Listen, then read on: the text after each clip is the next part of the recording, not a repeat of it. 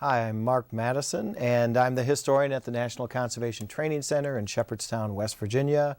And I want to thank you for joining us in another of our afternoon discussions with conservationists in action. That's what we call the series.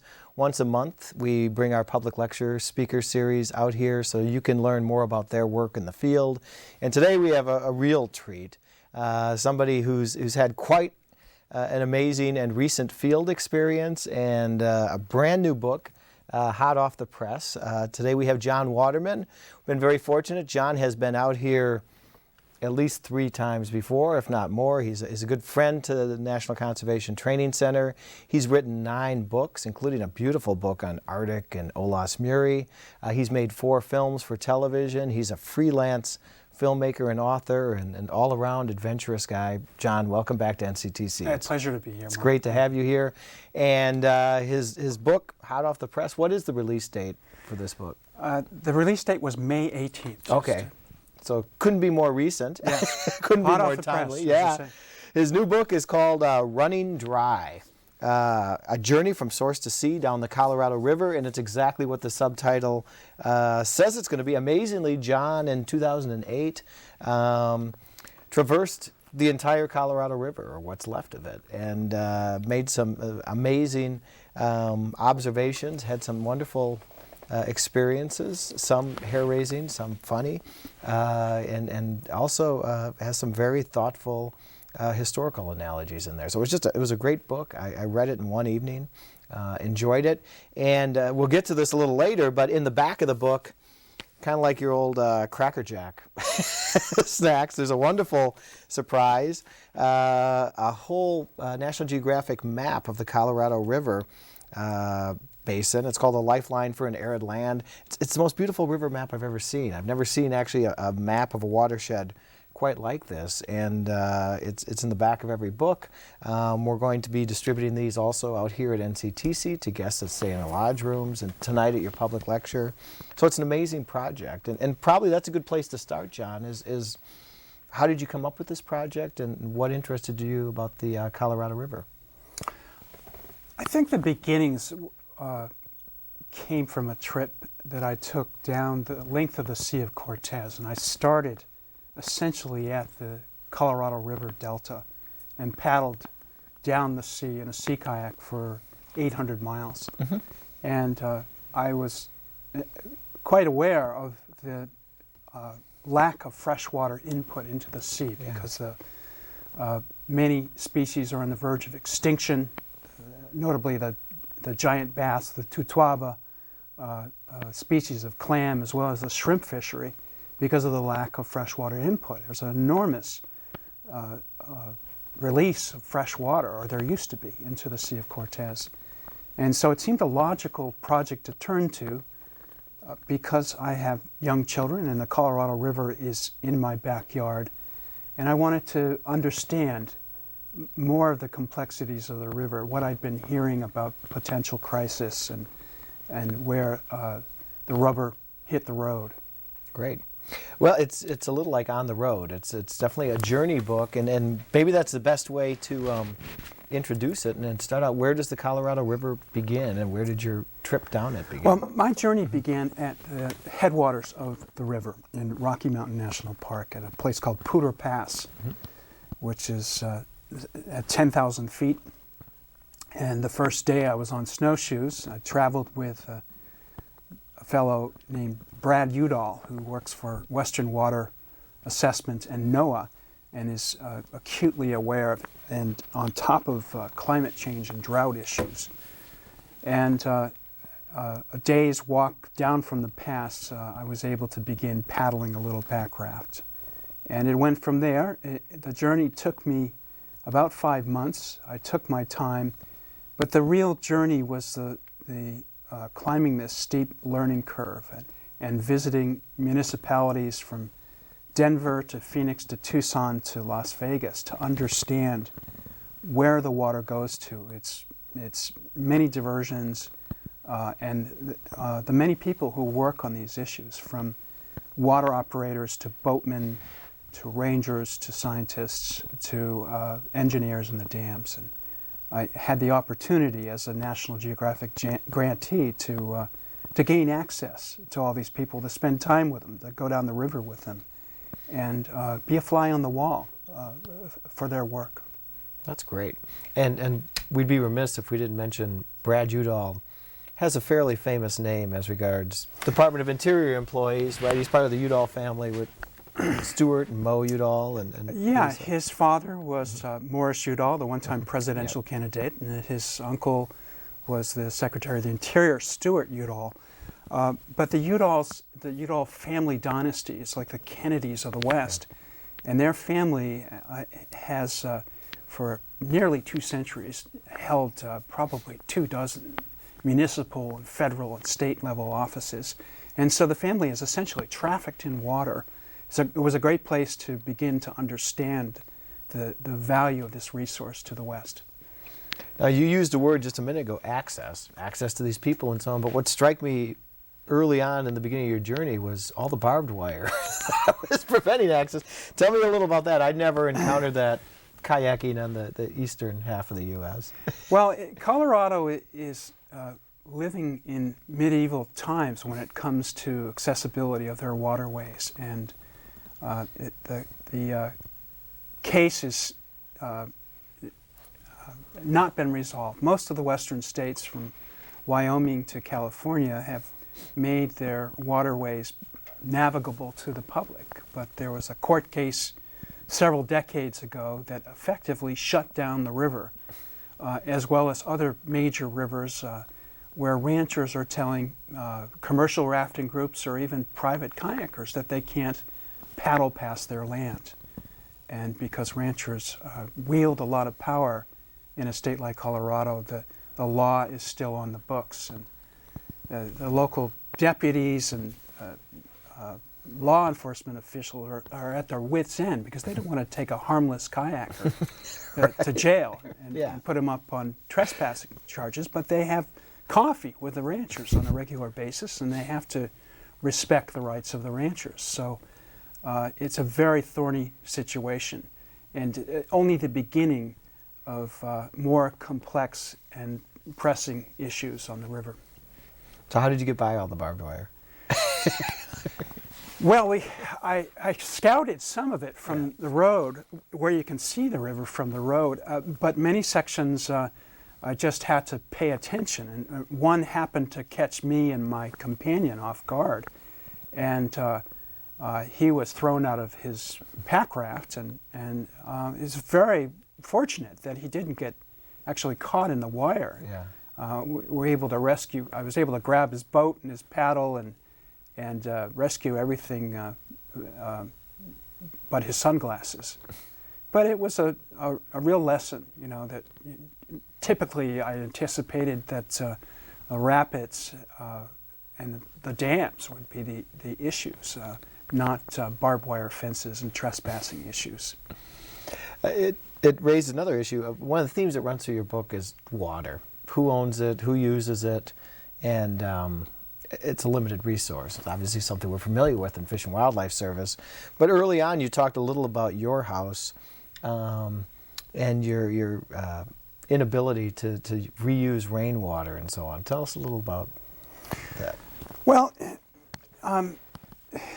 the real issue with the river is how we depend upon it. And it affects all of us, 30 million people, including myself, that depend upon the river in the Colorado River Basin, in an area that's practically a tenth of the land area of the entire continental U.S. And we depend upon it. For instance, I depend upon it because my well pumps from the aquifer, which is water that flows into the Colorado River. And what I do at the source will affect the people down 1,000 miles down near the delta. And this is why we have to rethink our water uses. Now, frankly, what I and millions of others do in the upper basin of the Colorado as homeowners and private citizens is a small thing until you add up millions of us. But nonetheless, the principal river consumer is agriculture.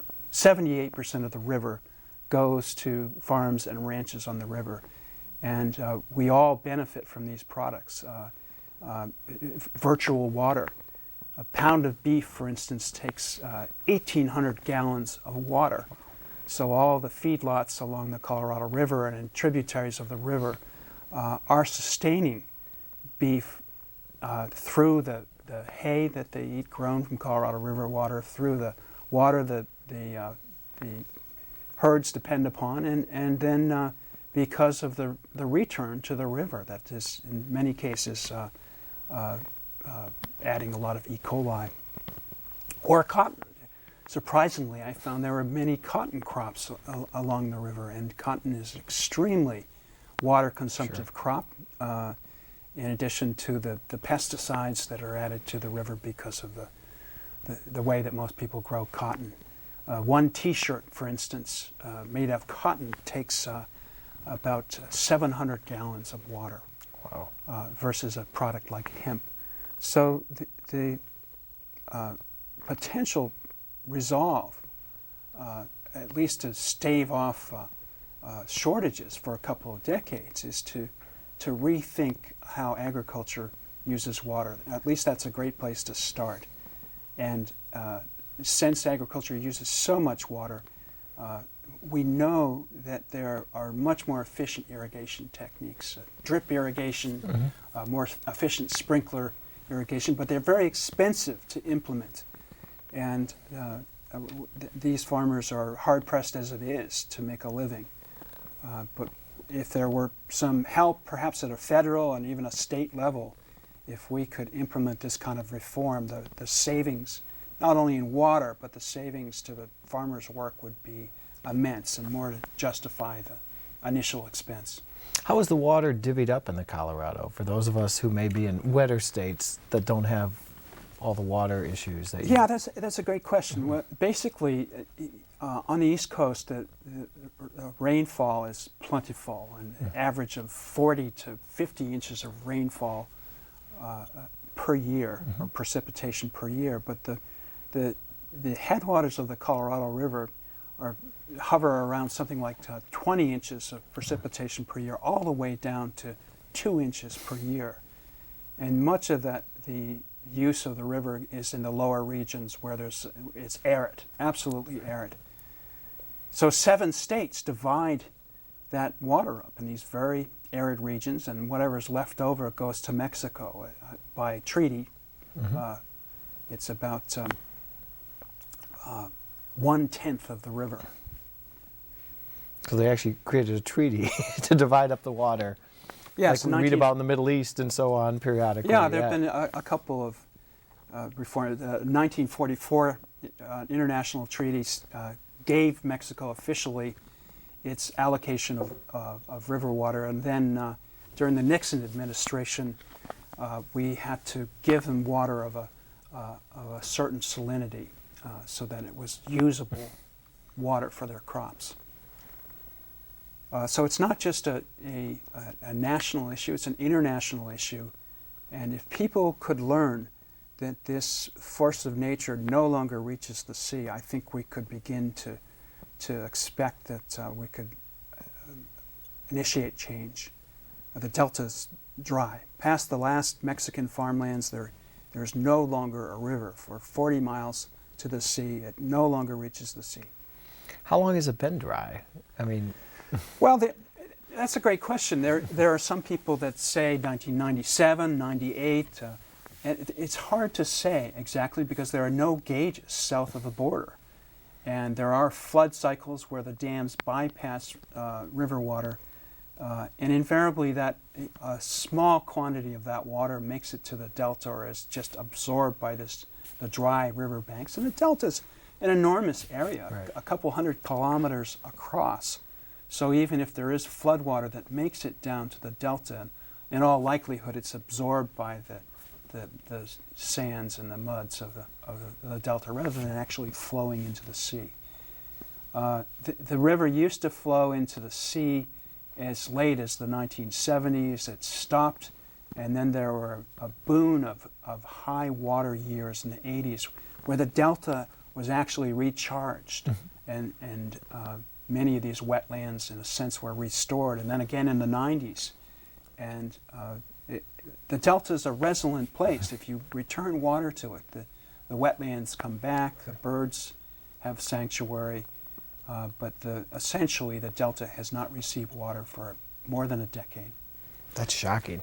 I doubt most people realize that I Colorado just dribbles out. And when I tell most people about it, it's a conversation stopper. This river that people know mostly through the Grand Canyon is a set of 160 rapids, is extinct before it reaches the sea. It has run dry, and it will continue to run drier. Hence the title of your book, Running Dry, as a useful reminder for folks. Obviously, you didn't end your journey in a kayak or a pack raft. Since it was dry, did you just walk out of the delta? Yeah, we had a companion at that point. I paddled many sections alone, but my companion and I put our pack rafts, 3 pounds worth, into our packs and walked until the mud didn't allow us to walk anymore, and then we were able to slide down into the sea and ride the tides out to the end of the delta. Makes it rough on a kayaker. Yeah, I mean, that's the least of the issues here. But, rivers are meant to be wild and to flow to their mouths. And for anyone who's a boatman or a river lover, that it's an opportunity that we might take for granted in this case. To say nothing of the shortages of the people that depend upon the river upstream. Right. Well, another challenge you faced was actually dams. You alluded to that earlier. Tell us a little about your experience on Lake Powell. Well, my challenges as an adventurer were, of course, again, minor compared to the challenges that the river faces and this population and agriculture faces. But as a snapshot of the different river uses, the reservoirs bring a very different set of users to the water. And as it turns out on Lake Powell, a couple of million of them. It's a very popular recreational reservoir, mostly for motorboats and fishing, for bass primarily. And these people that enjoy the reservoir are ultimately going to be fierce protectors of their reservoir as the river goes lower and lower. Now, as a kayaker, I was at my wit's end trying to traverse across 140 miles of reservoir that's otherwise crowded with motorboats and water skiers. But I found that the people that I met, although we didn't necessarily share the same wilderness values, were generous and welcoming and took me in and fed me, even if they would nearly capsize me later the next day as I was paddling down the lake. But the Park Service has its hands full on that lake and Glen Canyon National Recreation Area. There are a lot of drunken incidents. There are many deaths every year, from carbon monoxide poisoning in houseboats to people that dive off of cliffs and cave in their skulls when they hit the water. It's a 3-ring circus there. And it's a travesty, it's a tragedy too, to see this magnificent Glen Canyon inundated with 500 feet of water. Over 1,000 sets of ruins are beneath the water. Many of the ruins and pieces of ancient Pueblan art are defaced by graffiti. The kivas and ceremonial remains from 1,000 years ago have been carted off, some of them restored by the Park Service, but the Park Service has its hands full just managing crowds rather than restoring and taking care of this natural resource. So a very different snapshot of a river in crisis there on Lake Powell. How's Lake Powell doing? You talked a little about building new boat ramps and so on. Is it actually shrinking or well, there's always been a great fluctuation to the river, and the drought hit in earnest in the late 90s, and both Lake Powell and its bigger brother Lake Mead have dropped to below half full many parts of the year and many successive years.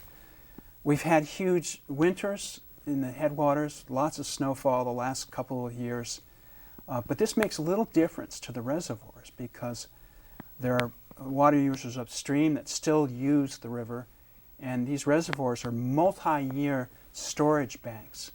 I see. And so there's about 3 to 4 years worth of capacity during drought. So the engineering is amazing. You know, the fact that there's this built-in multi-year protection from these reservoirs. But if the drought continues, even with big snow years in the headwaters, the drought in the lower river in Nevada, Arizona, and California is profound. And even if the upper river recharges a piece of the river, it's not going to do any good for the lower ends of the river where there's been scant precipitation over the last decade. That's fascinating stuff. And I would like to just reiterate, having recently read the book, not only does it have a lot of information, totally new about water uses and so on, but it's really amusingly well presented. I thought your adventures on Lake Powell actually were a favorite chapter of mine. And yet, like you said, one thing that resonated is although you had different backgrounds and so on from some of the fishermen and the power boaters, they seemed genuinely curious about what you were finding and doing. I could see them wanting to read the book after it came out. I think they would connect with a book like this. They wanted to know what was happening. If nothing else, they would scratch their heads and when I told them that I was paddling to Mexico. I said, "You're crazy." So it was a bit of a curiosity. But there, I wanted to point out that there are other phenomenons that people are blithely unaware of. For instance, we take it for granted that the Grand Canyon is intact or appears to be intact, but in fact the river has suffered greatly. There still is a steady flow through there, but there are no flood cycles, and the fish, there are 4 endangered species and many more threatened species, from plants to invertebrates to mammals, even in the Grand Canyon, protected by a huge and iconic national park. The river is not intact. People think it is because the rapids are still there. Right. But the dam has introduced cold water, and the flood cycles no longer exist. The silt is not recharging the riverine, and it is a system that is in crisis.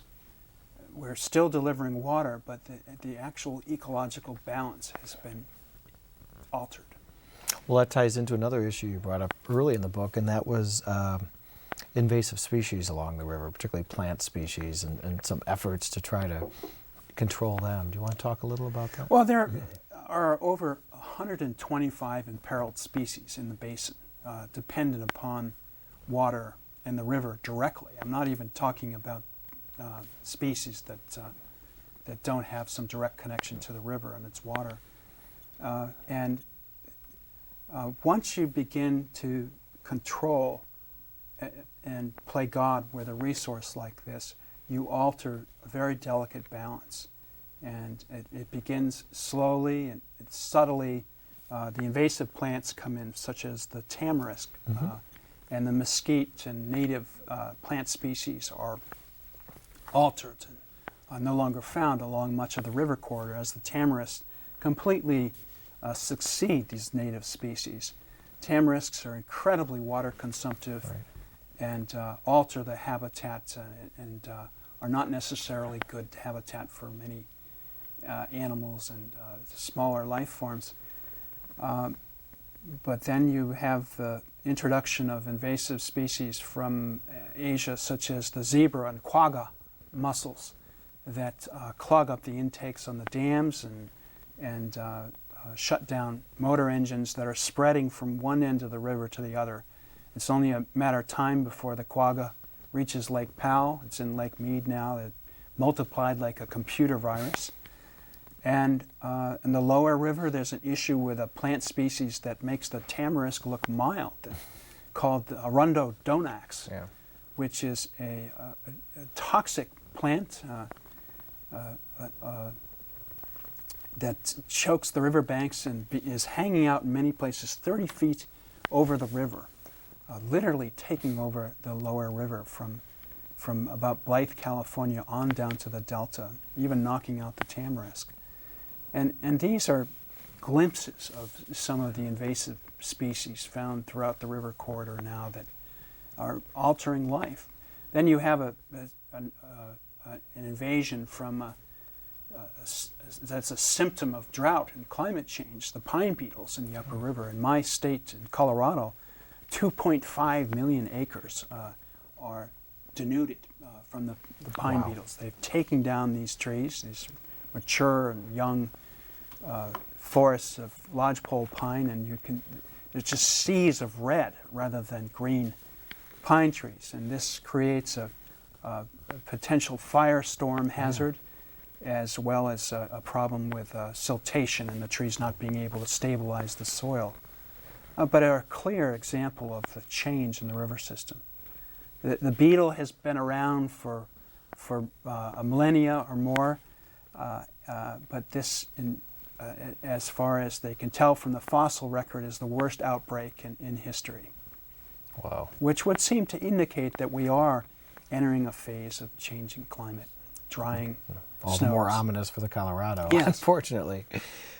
One of the things you do in this book, like you did in the Arctic book a few years back, is combine a current adventure, exploration of an area, looking at its environmental challenges with a history of the place. And the Arctic, Olaus Muiri was one of the guiding earlier explorers. And then this, you do some analogies with John Wesley Powell. Why don't you tell us a little about Powell? Well, Powell is the person who's trotted out more than anyone else, and it's not just because of his explorations on the river, which were amazing for its day. He was the first person to go down 1,000 miles of the river in 1869, but he became a great proponent of reclamation in the West, and was looked to as the preeminent figure in irrigation and reclamation in the world in his day, in his heyday, and had a high post in the federal government and in D.C. as the director of the early U.S. Geographic Survey. And his plans for the irrigation of the West and places like the Colorado River Basin included a system of small reservoirs and dams and small farms that would depend upon the river based upon availability. He was not a proponent of making the desert bloom. And in his later career, he fought this movement from rapacious development in the West. And it actually destroyed his career because he refused to see us create. He foresaw the litigation that we would be creating by the overallocation of the river and creating huge dams and reservoirs and building a civilization where a civilization he thought should not exist in the desert, in places such as Las Vegas and Phoenix. And of course he was booed out of a water congress meeting in LA as a heretic for trying to limit growth, and that was the end of his career. And in came the at the time progressives who were growing the great civilization of the Southwest, and decades ensued in these dam building orgies, and it's not until a century later that we've realized the cost of playing God with the river. Powell was aware of it 100 years ago. He foresaw that we couldn't take that path. So a lot of people mistake him as a proponent of the dams that we have now. We've named the Lake Powell, the second largest reservoir, after him. But in fact, most people who have studied his life and his writings and his work on irrigation and land surveys know that he would be spinning in his grave to have had this lake named after him. But Powell was not the only one worth studying. There are others, such as Stanton, who came after Powell, wanted to build a railroad all the way from the headwaters to the desert so that coal could be transported to Los Angeles, as well as the gold and silver from the mines, and surveyed the entire river and proposed a railroad through places like the Grand Canyon. He had the grades all worked out. 3 of his men were lost in separate drowning incidents in the Grand Canyon. And he may have prevailed if there hadn't been a depression at the time that he put forth his plan to build a railroad through the Grand Canyon. And it wasn't the only act of construction and development proposed in the Grand Canyon, even after it became a national park. But somehow the Grand Canyon has, except for its myriad of river issues, somehow it's survived the dams and the railroads. Great. But again, the Grand Canyon is only 250 miles of beauty, surrounded by 1,200 miles of river on both sides that have other unique claims to glory. When I tell people that I was, that aren't from the West, that I was paddling the Colorado River, and they said, "Oh, the Grand Canyon." Yeah. When in fact there's so many more parts to this amazing river system. But that's the most popular part to paddle. And if we have to use that as the symbol of the Colorado River, so be it. It's when you journey through the Grand Canyon, it's like being on a time machine. Your boat becomes a time machine, and you travel backwards 1.7 million years in time as you study the strata on the walls and enter this sacred place. Great.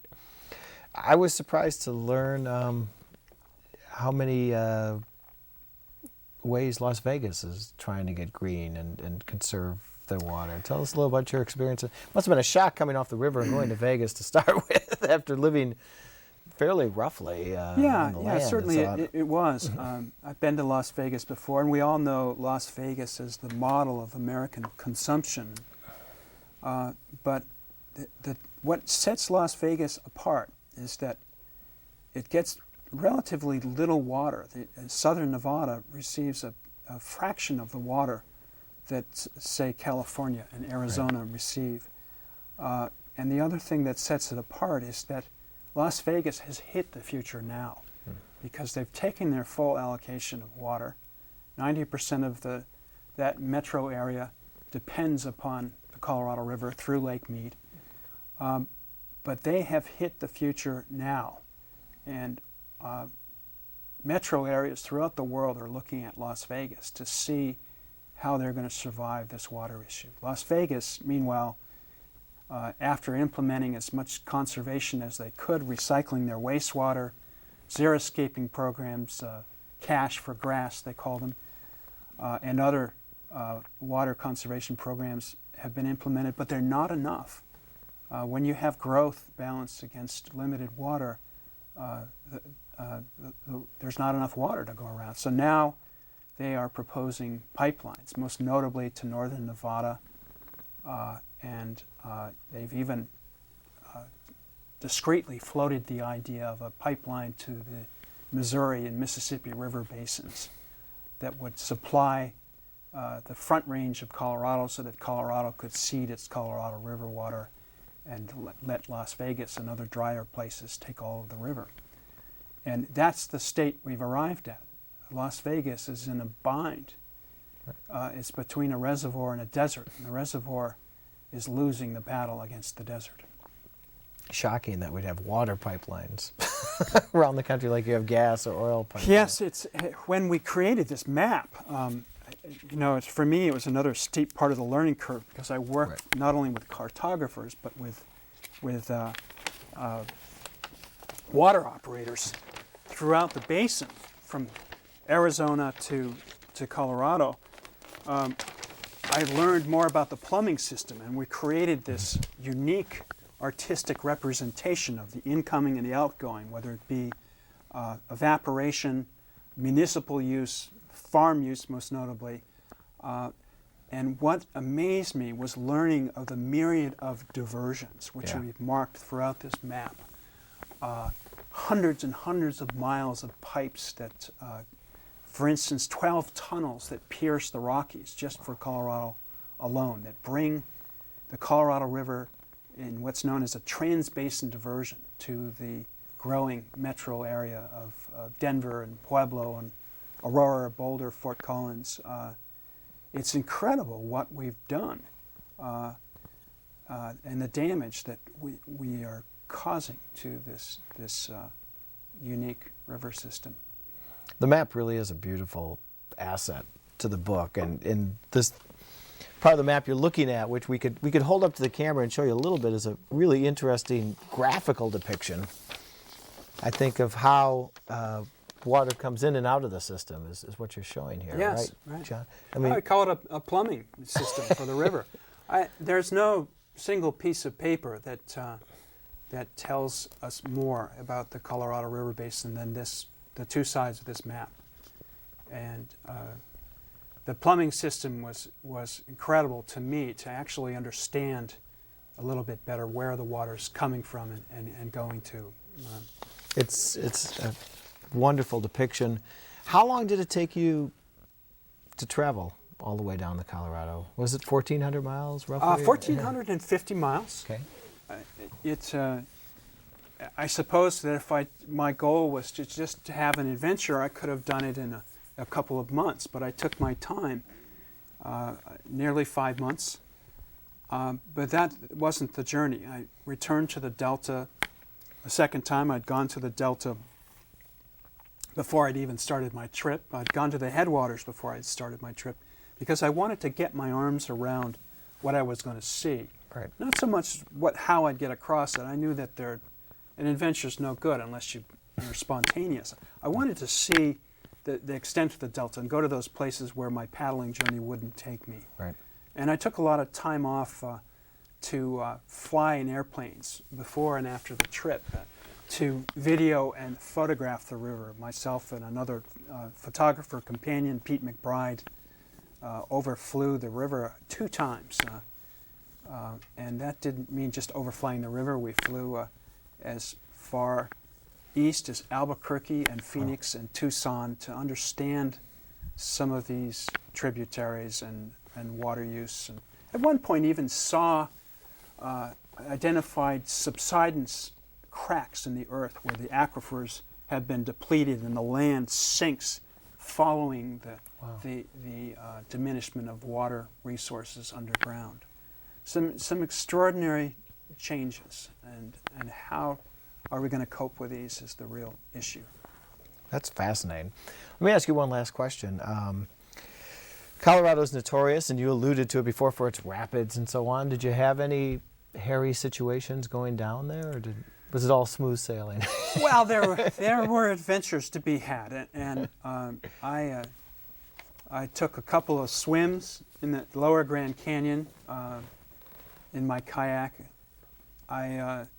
When I was alone, I took a swim in a minor rapid when the river was running at 30,000 CFS at a very high level, and lost my paddle. I was able to hang on to my pack raft, and I was able to swim around an eddy in a hydraulic that would have held me in. And it was a humbling experience. And the lesson from these types of experiences that is humility, is coming to respect a force of nature. And even though we can control this force of nature, that ultimately we have to stand aside and let the river run back to the sea. And I found a great deal of hope for this issue. There are ways to restore water flows to the Delta. There is a lot of potential reform for agriculture that would yield tremendous water savings, as well as increasing municipal water use and its potential conservation measures. Great. I'm going to cheat and ask you another one, but I'm going to ask you maybe to put your glasses somewhere. You're hitting the microphone a little bit. There you go. Perfect. And just ask, what's next for you? Are you promoting the book and map, working on a new project? Where can we see you and hear you? And well, I'm not going away because I know that I've met many people that have spent their life studying this system, and to think that I could understand it all within a few years' time would be silly. So I'm fascinated with it. What I have to offer that might be a little bit different is I've had a chance to look at the river as a whole by traveling its length from source to sea. I don't tend to focus on the headwaters any more than I do on the delta, just because I live there. I'm not a water operator. I'm Right. not an official bound to looking over a specific habitat. I'm interested in the whole river, and I believe that if we're to find solutions, not only in conservation but in preservation of this iconic resource, that we have to see the river as a whole, from stem to stern, all the way to the sea. So I intend to stay on top of this issue for the rest of my life. And in terms of another book, I don't know what my next project will be. This is such a massive project in itself. I think that I don't know how I can go on to the next one. I'm sure you will find one. You've done Arctic, you've done the Colorado, but we look forward to having you come back when you do have another project. Like I said, it's a wonderful book. It's called Running Dry, A Journey from Source to Sea Down the Colorado River. The author is Jon Waterman, an adventurer, an author, a filmmaker, and really the master of a new genre, I think, of adventure, history, environmental exposition, which is much more interesting than that particular title. Call it immersion journalism. Immersion journalism. It's a great read, fascinating.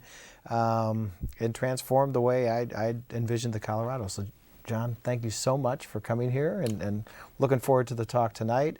I'd also like to thank all of you who took the time to tune in this afternoon. And in June, we will have another public lecture speaker out here, a nature photographer, who's going to talk a little about mid-Atlantic nature photography. So thank you very much, Jon. Thanks for having me. And thank you for tuning in.